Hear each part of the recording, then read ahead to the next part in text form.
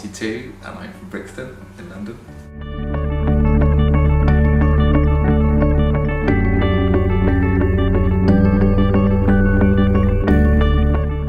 I just think it's like important for people to be like aware of their HIV status, and it's obviously, you know, an issue that perhaps people have forgotten about in the past a bit. I guess I grew up in a time when it was like, it was a big killer, and I guess when I was young, but people older than me probably saw, you know, whole communities and friends decimated by it, and young people don't, well, luckily they haven't had to live with that, and they haven't perhaps, so maybe the messages don't have the importance that they used to have. And maybe, you know, it's just gone off the agenda a little bit more than it has done before.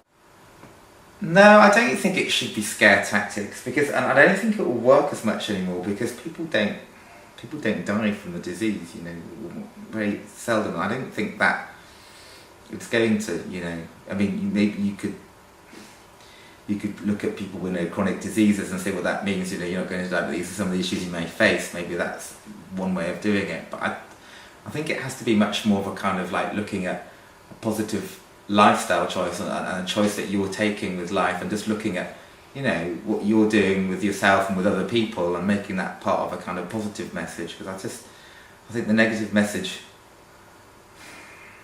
I don't know, it might last for a while but not for very long.